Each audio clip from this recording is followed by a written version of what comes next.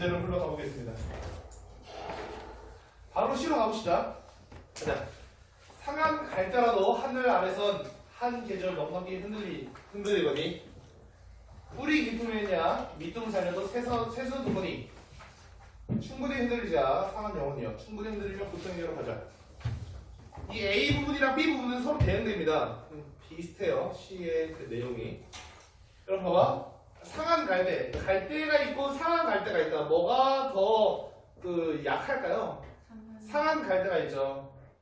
그럼 그 상한 갈대라고 하는 것은 뭐랑 그 대응되냐면 바로 뒤에 나오는 상한 영혼이어와 대응이 됩니다. 상한 갈대, 상한 영혼이어.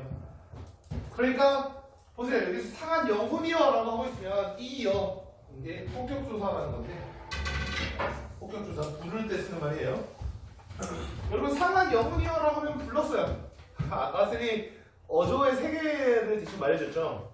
이건 무슨 어조일까? 말을 건네는 어조. 누구한테 말을 건넸죠? 상한 영혼. 아니 갈대가 아니라 여기서 상한 영혼한테 말을 건넸죠. 그럼 여기서 듣는 이가 누구다? 상한 영혼이다. 그러면 여기서 이 친구가 그 말을 해줄 거 아니에요? 그런 것들은 다 듣는 이가 상한 영혼이겠다. 상한 영혼이라고 하면 좀 여러분들 같네요. 멘탈이 상했다든지 아니면 한이 맺혔다든지. 그래서 이 상한 영혼한테 그 말해주는 겁니다. 그래서 이게 듣는 이라고 할 수 있겠다. 듣는 이 청자, C에서의 청자, 또 시적 대상. 듣는 이 C에서의 청자, 시적 대상. 걔한테 뭐라고 하고 있냐면 충분히 흔들리자. 충분히 흔들리면 고통에게로 가자라고 하면서 얘한테 뭔가 좀 설득하는 투로 말하고 있어요. 우리 충분히 흔들리자. 우리 충분히 흔들리면서 고통에게로 가자. 그러면서 이 말을 하면서 같이 하는 말이 뭐예요? 상한 갈대라도 하늘 아래선 한 계절 넉넉히 흔들린다. 그러니까 우리 넉넉히 흔들릴 수 있다. 뿌리 깊으면 밑둥 잘려도 새순 논다. 새순의 뜻이 뭔지 알아차리는 거 굉장히 중요합니다. 새순의 뜻은 새싹과 관련이 있어요. 자, 근데 새싹은 땅에서 올라오는 게 새싹이고 새순이라고 하면은 그 가지나 콩콩물이 올라오는 그 초록색깔 끄덕 올라오는 거 있잖아. 그것을 우리가 새순이라고 한다. 자, 그럼 새순은 둘 중 하나 뭐와 관련이 있을까요? 첫째, 생명. 둘째, 죽음. 생명과 관련이 있겠죠. 그러면 새순을 돋는다. 그러면 이건 생명입니다. 그러면 밑둥 잘려도 새순을 돋는다. 밑둥 잘린 것은 생명에 가깝습니까? 죽음에 가깝습니까? 죽음에 가깝다. 이건 여설이 아닙니다. 보세요. 밑둥이 잘려도 새순을 돋는다. 새순 돋는다는 건 생명이다. 밑둥이 잘리는 건 죽음이다. 그러니까 이거는 시련이다. 시련. 시련이 이렇게 오져도 밑둥이 잘리는 밑둥 뭔지 아시죠? 기둥.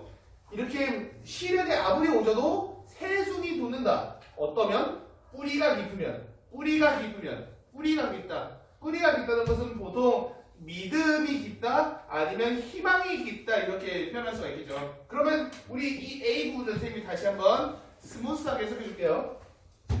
상한 갈대라도 하늘 아래서 한 계절 넉넉히 흔들리는 것은 맞습니다.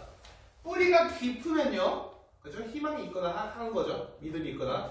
뿌리가 깊으면 아무리 삶이 어려워도 희망은 생깁니다. 오케이? 충분히 흔들리자. 상한 영혼이요. 갈대처럼 우리 충분히 흔들리면서 고통에게로 가자. 그러면 이 친구는 분명 고통을 직면한 상황이라고 할 수 있습니다. 그래서 여기서 시적 대상이 상한 영혼, 여기서 시적 대상이 상한 영혼은 고통을 직면한 존재라고 할 수 있죠. 존재라고 했는데 뭐 사람이라고 할 수 있고 여러분들처럼 학생이라고나 할 수가 있겠다. 아니면 노동자라고 할 수가 있겠고 고통을 직면한 존재. 근데 걔네들한테 뭐라고 하고 있죠? 충분히 흔들리자. 충분히 흔들리면서 고통에게로 가자. 그러면 여기서 충분히 흔들리는 것은 고통에게로 가는 행위입니다. 그렇죠? 충분히 흔들리면서 고통에게로 가는 거예요. 이러면서. 그러면 여러분 봐봐. 고통에게로 가자라고 하는 것은 고통을 수용하는 거에 가까울까요? 아니면 고통을 거부하는 것에 가까울까요? 수용하는 것에 가깝겠죠? 그럼 여기서 충분히 흔들리자라고 하는 것, 그 다음에 고통에게로 가자라고 하는 것은 고통을 인정하고 고통을 우리 수용하는 태도를 보인다. 이렇게 볼 수가 있겠습니다. 그러니까 우리 이왕 이렇게 된 거 피하지 말고 고통을 직면하고 고통을 수용해보자. 왜? 상한 갈 때라도 한 계절 넉넉히 흔들리니까 우리도 그럴 수 있다. 약간 이런 느낌인 것 같네요. 자, 그럼 그 다음으로 갑시다. 뿌리 없이 흔들리는 부평초잎이라도 물 고이면 꽃은 핀다. 자, 여기서 뿌리 없이 흔들리는 거는요, 밑둥지 알린 거랑 비슷한 것 같은데 뭐가 될까요? 위에서도 뭐였죠? 그거 밑둥지 알린 게 실현이었죠. 여기서 뿌리 없이 흔들리는 거 이것도 실현이겠죠. 실현이 있는 이런 부평초잎이라도 물 고이면 꽃은 핀다.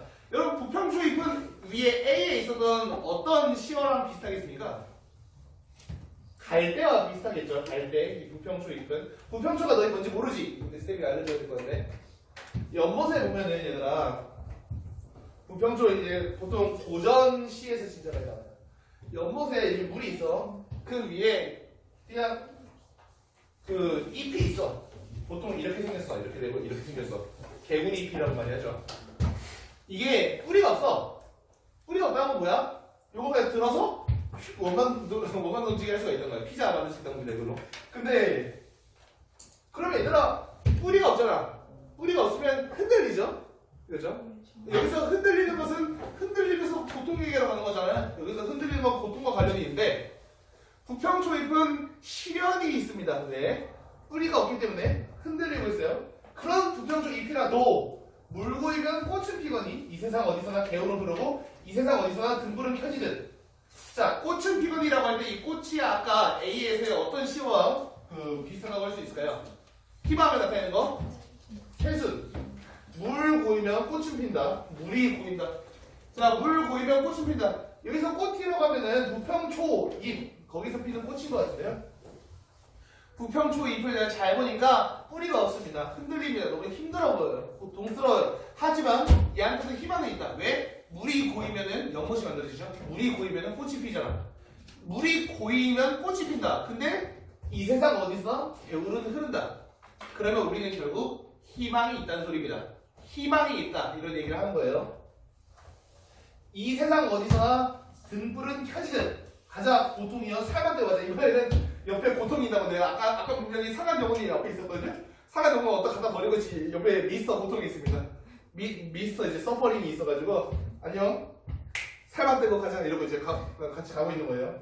자, 그러면 여기서 이번엔 고통한테 말 걸고 있고 살 맞대고 가자라고 하는데, 이것도 똑같이 뭐라고 할 수가 있을까? 살 맞대고 가자는 고통을 수용하는 태도라고 할 수 있겠죠. 고통을 수용하는 태도. 우리가 그러면 이렇게 희망이 있으니 고통이요 살 맞대고 가자, 우리 이겨낼 수 있다, 이런 겁니다. 자, 근데 이 부분에서 요거 선생님이 이렇게 대가로 친 이 부분에서 드러나는 표현법은 뭘까요? 대구. 잘했습니다. 보통 대구라고도 이야기하는데 유사한 문장 구조 또는 유사한 통사 구조, 동일한 문장 구조, 동일한 통사 구조라는 말도 사용합니다. 선택지에서는. 외롭기로 작정하면 어디는 못 가자. 가기로 목숨 걸면 진행가 문제야. 이런 것도 대구인데요. 뭐뭐면 못 가냐? 문제냐. 자, 이 맨 뒤 선생님이 여기 밑줄 친 부분에서 드러나는 표현법은 뭘까요? 설은, 이런 게 설입니다. 설이. 어디를 못 가라라고 하면 못 간다는 거야? 간다는 거야? 갈 수 있다는 거죠. 잘했습니다. 갈 수 있다. 외롭기로 작정하면, 다시 말해서 그냥 고통을 받기로 작정하면 어디든지 갈 수 있다. 가기로 목숨 걸면 지는 해도 문제가 아니다. 지는 해가 또 고통이 되겠죠. 지는 해. 왜 지는 해가 고통과 관련된 걸까? 지다라고 하는 것은 상승 이미지다 아니면 하강 이미지다? 하강 이미지죠. 그래, 하강 이미지는 죽음과 소멸, 고통 등과 관련이 있다. 쌤이 알려준 것이죠. 그렇기 때문에 여기서 지는 해가 문제라고 하면은 마이너스 시험이다. 지는 해는. 그럼 지는 해가 문제라고 했으면 설의법이니까 문제가 없다는 소리죠. 그러면 얘는 여기서 들어가는 시인의 태도는 마이너스 시여도 문제가 없다. 극복하겠다는 의지적 태도라고 볼 수가 있겠죠. 다시. 외롭기도 작정하면 어딘들 못 가려 해서는 뭔지 모르겠습니다. 어딘 가자는 건지. 그렇죠? 근데 그 뒤에 보니까 대구법이 있어요. 대구법이면 얘랑 이제 비슷하게 갈 텐데, 가기로 목숨 걸면은 지는 해가 문제라. 그럼 지는 해는 마이너스 시여인데 지는 해가 문제라 라고 했으니까 문제가 아닌 것 같고, 그러면 마이너스 시여가 문제가 아니라고 하는 것은 뭐다? 의지적 태도다. 그래서 이런 데서 우리는 고통을 수용하면서 이겨내겠다는 의지적 태도가 보인다고 할 수 있습니다. 의지적 태도.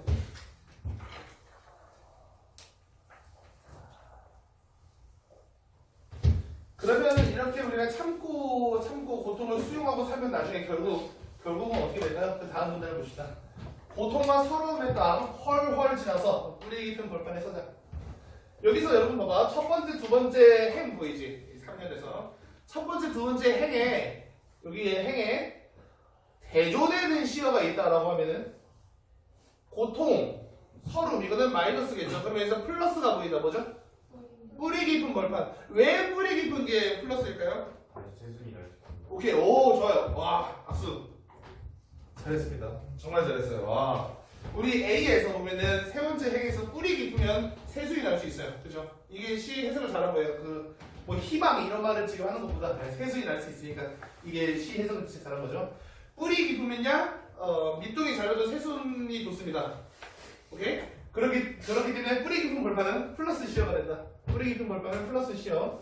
자, 그러면 여기서 고통과 서름에 따른 마이너스 시어가 되겠죠. 그럼 여기서 이렇게 대조되고 있는데, 그러면 뿌리 깊은 벌판에 서자라고 하니까 아직은 안 선 것 같아요. 이제 곧 설 것 같아요.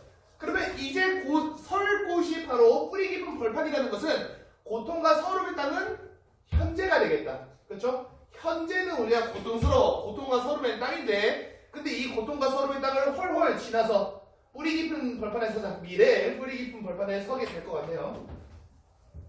두 팔로 막아도 바람이 부는 것처럼 영원한 눈물은 없고 영원한 비탄은 없다.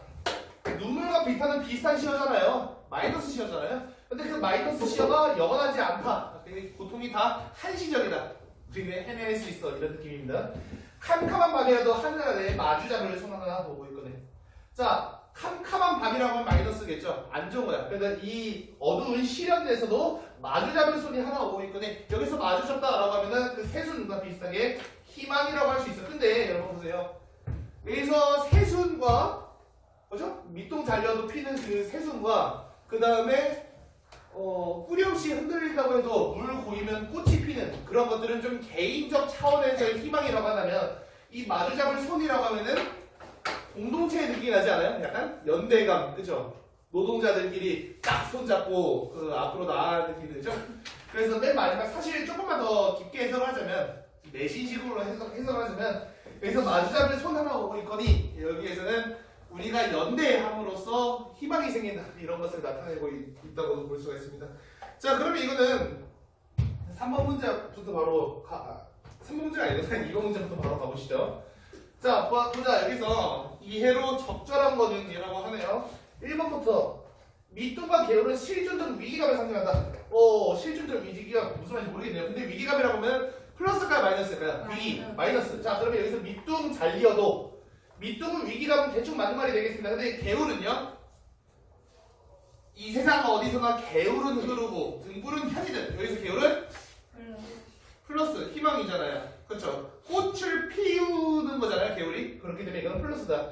근데 플러스 시어를 마이너스로 해석했으니까 1번은 적절하지 않다. 그렇기 때문에 1번은 답이 되지 않겠죠. 2번, 한 계절과 지는 해에는 극한 상황을 비교한다. 지는 해가 문제야. 극한 상황 인정합니다. 근데 한 계절 넉넉히 흔들리거니 여기서는 뭐 이런 것이 극한 상황이 보이고 있지 않기 때문에 2번은 답이 안 되겠다.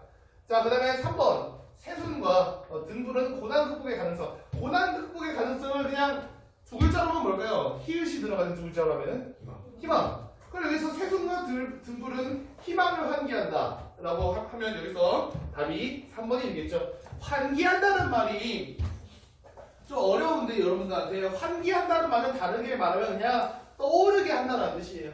떠오르게 한다. 개 하나. 떠오르게 한다. 개 하나. 순서적 사동문이죠. 떠오르게 하다.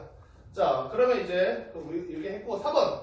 A와 B는 비판적인 어조. 현실 부정의 비판적인 어조. 현실을 그냥 부정하고 있지 않죠. 5번. A에서 B로 전개되면서 소극적으로 변하는 게 아니라 오히려 더 적극적으로 변하는 모습이라고 할 수가 있다.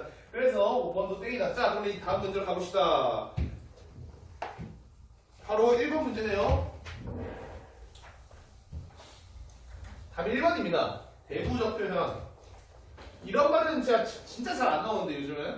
좀 예전 문제라서 나온 것 같아요. 2014학년도 문제면, 그렇죠? 요즘은 대부적 표현이라는 말은 거의 안 나옵니다.